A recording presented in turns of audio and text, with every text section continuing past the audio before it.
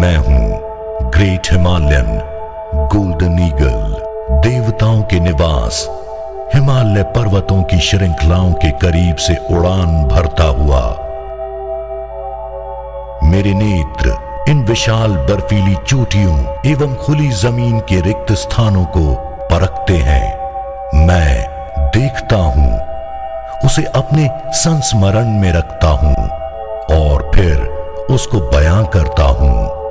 मैं सदियों से इस सुनसान, निर्दयी एवं विशाल वादियों को देखता चला आ रहा हूं। सिर्फ मैं ही इसकी गाथा का वर्णन कर सकता हूं और मेरी कहानी सुनो। लद्दाख, जिसके नाम का स्पष्ट अर्थ है ला यानी अनेक नदियों वाला, दाख यानी धरती, लेकिन हमारे मन में इस शब्द की क्या कल्पना है? लद्दाख की विपरीतता में ही इसका सौंदर्य बसा है। अनंत ऊंची पहाड़ों की चोटियां बर्फीली चादर ओढ़े हुए आसमां को छूने की कोशिश में लगी रहती हैं। खुरदरा, धुली हुई चंद्रमयी धरती, हरी भरी और उपजाऊ, अपने ही पथरीले तल के ऊपर से अलहादटी नदियां और दरिया साथ साथ चलते हैं। पहाड़ों के पिघलते बर्फ का ठंडा पानी जो सिंधु नदी से मिलने की आस लिए बुदबुदाता जा रहा है।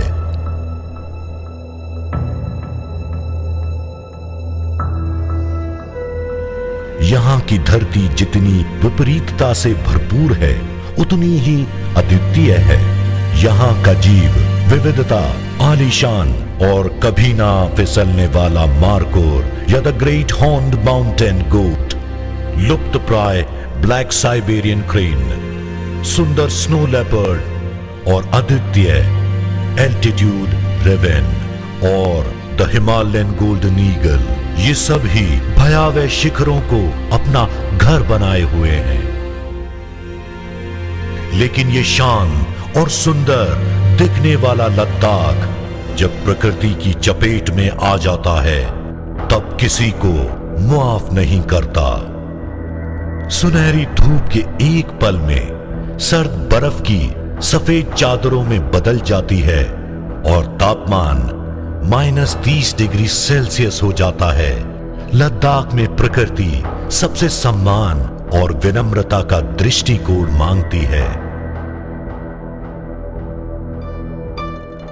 ऐतिहासिक दृष्टिकोण से देखा जाए तो लद्दाख को सदियों से roof of the world, Tibetan plateau का एक चौराहा माना जाता है। इसी चौराहे पर सदियों का मिलन हुआ। मध्य पूर्व, मुस्लिम, कॉकेशियन और एशियाई संस्कृतियों की विविधताओं को भी अपने में समाते गए। मानवता का यही ज्वार भाटा विभिन्न लोगों में विश्वास और धर्म के प्रति अति सूक्ष्म अंतर भी लाता गया। इस धरती को सदियों से आक्रमणकारियों ने पार किया है। पराक्रमी राज्य बने और ऋषि मुनियों ने इस धरा पर वास किया।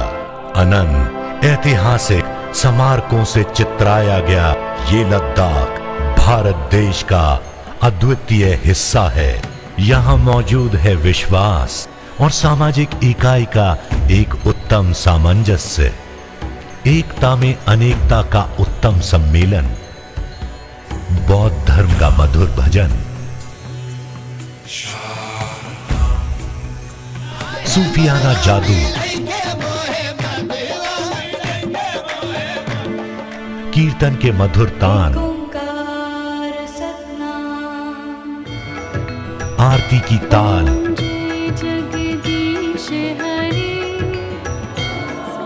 या ईसाई गायन,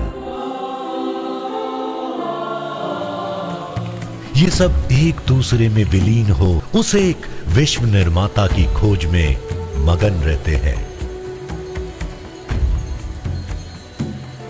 14 कोर का एक और चेहरा है।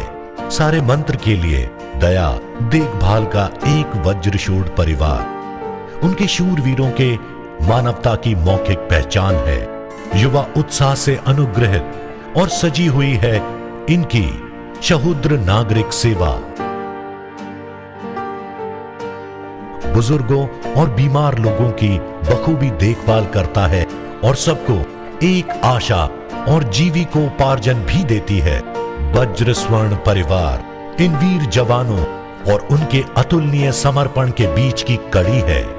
वज्र स्वर्ण परिवार की सर्वव्यापी शक्ति के छत्र छाया में यहां की माताएं, पत्नियां, बेटियां, बहनें, महिलाएं पूर्ण सुरक्षित रहती हैं।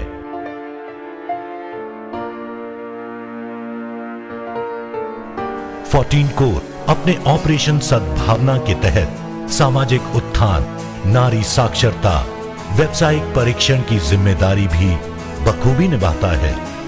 साथ ही लद्दाख के आम नागरिकों को स्वास्थ्य सेवाएं भी उपलब्ध कराती है।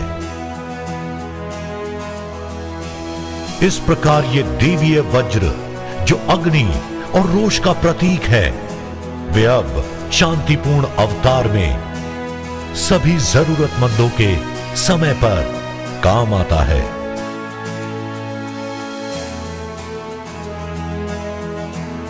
और यही 14 कोर युद्ध के समय एक भयानक साधन बन अपने कोर कमांडर से लेकर घटक डिवीजन तक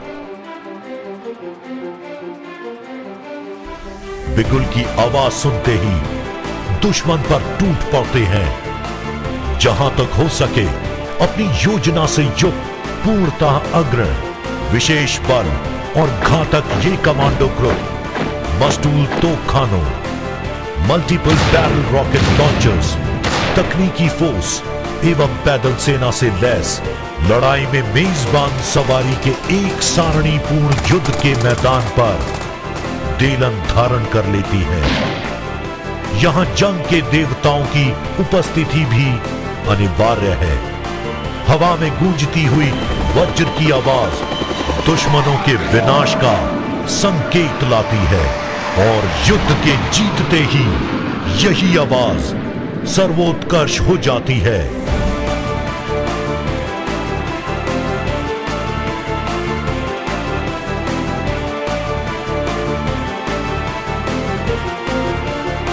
अग्नि और रोष से युक्त कोर ठीक वैसे ही जिस तरह इसके निर्माण चिन्ह वज्र तलवार।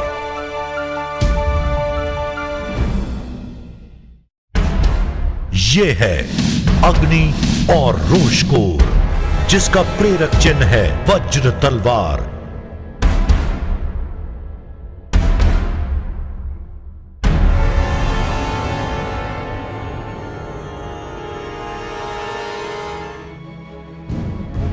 फोर्टीन कोर का सारांश क्या है? सुनो, यह है उसका रहस्य। वो कौन सैनिक है जिसने अपनी धुंधली यादों को सही संजोया हो? वह सुंदर यादें जिन्हें वो लालसा के आंसुओं से सींचता है, जिन्हें मनाकर बीते हुए कल की यादों से सहलाता है। लेकिन वही असली सैनिक है जो हमेशा बिगुल की आवाज का इंतजार करता है, ड्रम की गड़गड़ाहट का साथ आखिर तक देता है। उनके सपनों में भी उन्हें बंदूक की आवाज और रणभूमि की शोकाकुल गुनगुनाहट सुनाई पड़ती है। लेकिन उनकी याद हर एक शाम 14 कोर और उसके हमेशा याद रहने वाले ये ताल, नाम, नमक, निशान, ड्यूटी, ऑनर, कंट्री वापस ले आती है और इसी तरह फिर एक बार किंवदंती संस्मरणीय बनकर दर्ज हो जाती है।